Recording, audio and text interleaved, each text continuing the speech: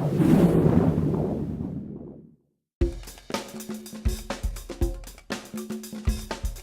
today we're going to look at meeting needs from a parent's perspective, including support and any barriers that Gail feels are there.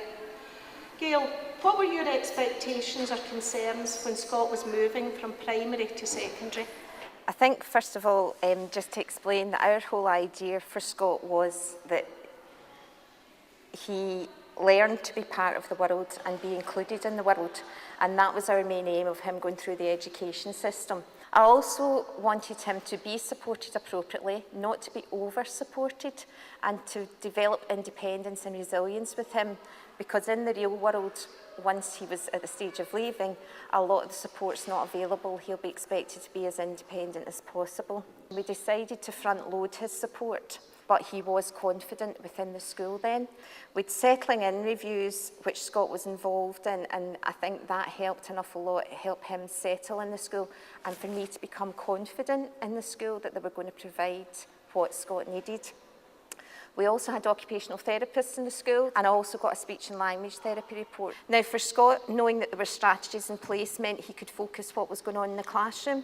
If he was worried about that, he wouldn't have done anything in the class. So the wee things that are wee things for you can be huge things for the pupil and for the young person. All transitions are challenges. When you move from one place to another, where he's been quite comfortable in primary school, and then we moved to this huge big high school. But every year's a challenge as the subjects change, as he gets to know new teachers, and it's about having Anne's team as a resource for them to go in and be able to say to teachers, this is what Scott needs, this is what's required.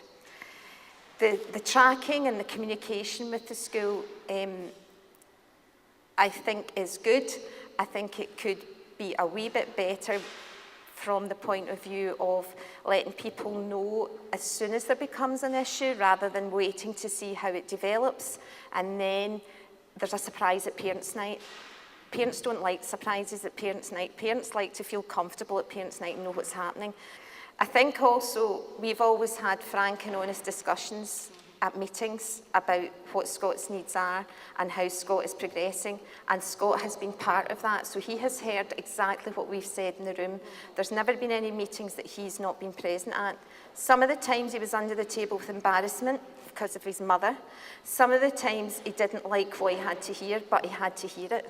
So I think it's important that yes, they're young people, yes, they have needs, but they should be part of this partnership as well. It's not about the parents in the school, it's about the young person as well in the school. Hospitality was proving to be a huge challenge for him, because he had to cut carrots for 4 centimetres that had to be millimetres wide and things. And it's a huge challenge for anyone, never mind somebody with a right-sided weakness and coordination difficulties.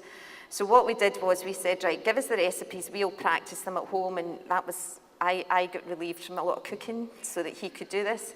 However, we had to get used to starting preparation about 5 o'clock and eating about 9, 10 o'clock at night. And he couldn't have had that time in school. So it's about that partnership working and saying, look, we don't have time to do all of this. We can do this, but could you do this bit, and working with the parents. Scott is going to an interview tomorrow at college for an HND in sports coaching. I think it is important to say that in 6th year, and this is something I was just aware of, that a lot of the focus is on people going to university, and others are going to positive destinations, and maybe sometimes it's felt, I know the school don't think like this, but it comes across that maybe university is the thing that you're aiming for, and if you're going somewhere else, then maybe that's not quite as good.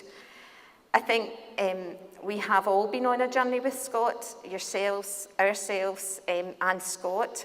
He's now a confident young adult who's ready to go out in the world.